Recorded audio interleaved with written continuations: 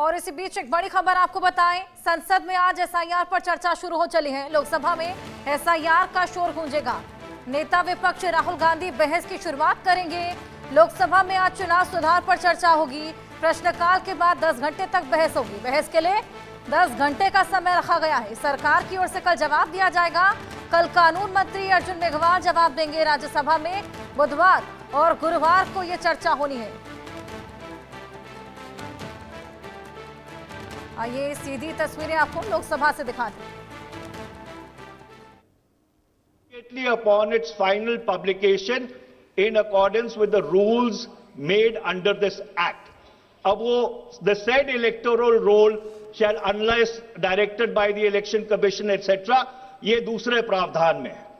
अब तीसरे प्रावधान में रिप्रेजेंटेशन ऑफ पीपल्स एक्ट का जो कानून है जो इस सदन ने बनाया है वो कहता है notwithstanding anything contained in subsection 2, the election commission may at any time, for reasons to be recorded in writing, direct a special revision of the electoral roll for any constituency, not every constituency, for any constituency or part of a constituency in such manner as it may think fit.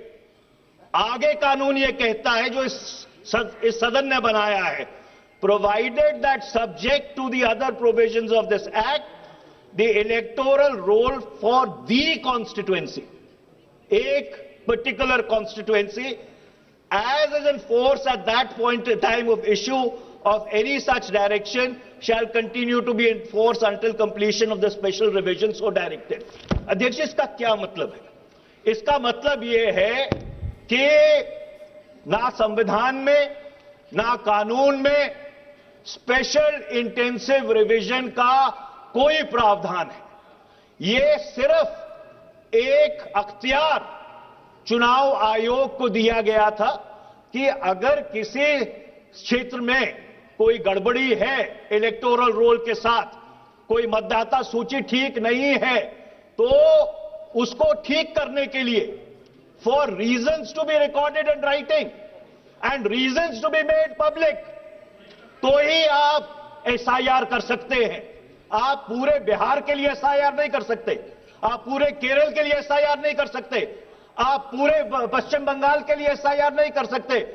आप SIR अगर करना चाहते हैं तो हर constituency में, हर चुनाव क्षेत्र में अलग अलग जो आपको खामियां लगती हैं, उन खामियों को रिकॉर्ड करके इन राइटिंग उसको सार्वजनिक करके फिर आप कर सकते हैं। मैं सरकार से पूछना चाहता हूं कि कहां है वो रीजंस रिकॉर्डेड इन राइटिंग?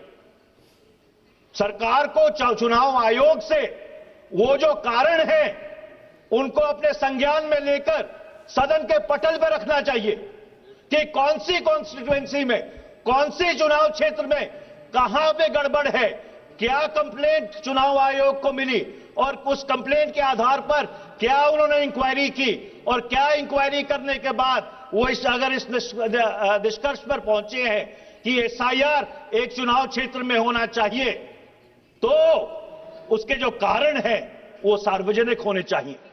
और दुर्भाग्यपूर्ण बात यह है कि इस बुनियादी प्रश्न के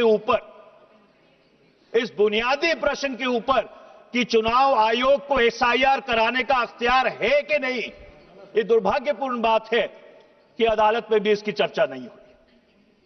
ये होनी चाहिए थी। और आज मैं सरकार से मांग करना चाहता हूं कि हर संसदीय क्षेत्र, हर असेंबली क्षेत्र जहां पे एसआईआर हो रहा है उसके कारण क्या है वो सदन के पटल पर रखने चाहिए। देश को ये जानने का हक है कि ये एसआईआर किस तरह से करवाया जा रहा है। अब मैं ईवीएम्स में आता हूं अध्यक्ष। ये जो इलेक्ट्रॉनिक वोटिंग मशीन है, लोकतंत्र एक भरोसे पर चलता है अध्यक्ष। और वो भरोसा क्या है कि जब वो 98 करोड़ लोग जाकर उस लाइन में खड़े होते हैं, 5-5, 7-7 घंटे कभी कभी धूप पे खड़े होते हैं। आप राजस्थान से आते हैं, आप जानते हैं कैसी चिलचिलाती गर्मी रहती है मई जून में। उसको ये भरोसा होना चाहिए कि जो वो वोट डाल रहा है वो सही जगह जा रहा है कि नहीं। और आज इस देश में बहुत लोगों को ये चिंता है। मैं ये नहीं कह रहा कि ईवीएम मैन्युपुलेट हो रहे हैं, मैं ये कह रहा हूं कि लोगों को इस बात की चिंता है कि ईवीएम मैन्युपुलेट हो सकते हैं। और जब आवाम का भरोसा लोकतंत्र में टूटता है तो अराजकता फैलती है अध्यक्ष जी, अराजकता फैलती है। और इसलिए यह बहुत जरूरी है। मैंने सदन में सवाल पूछा था, किरण रिजिजू जी यहां पे है नहीं, उस समय वो कानून मंत्री थे 25 मार्च 2002 को। मैंने ये पूछा था इस सदन में, आप आसन पे थे अध्यक्ष जी, कि ये ईवीएम का सोर्स कोड किसके पास है?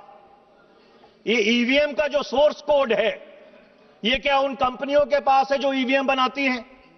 ये चुनाव आयोग के पास है। Who has the source code of these EVMs? I did not receive an answer that day. I have not received an answer till now.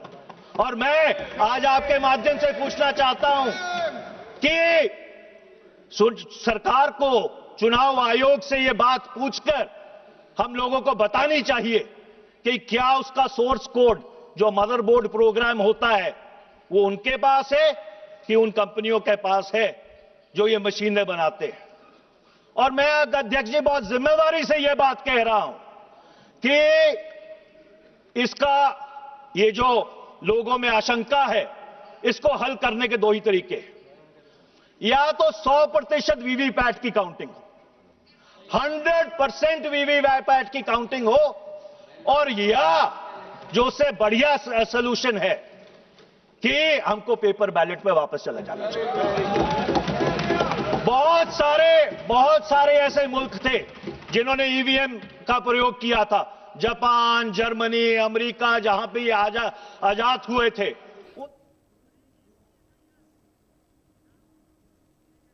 इसी बीच एक बड़ी खबर आपको बताएं, बंगाल एसआईआर पर सुप्रीम कोर्ट में सुनवाई हुई है। सुप्रीम कोर्ट ने चुनाव आयोग को नोटिस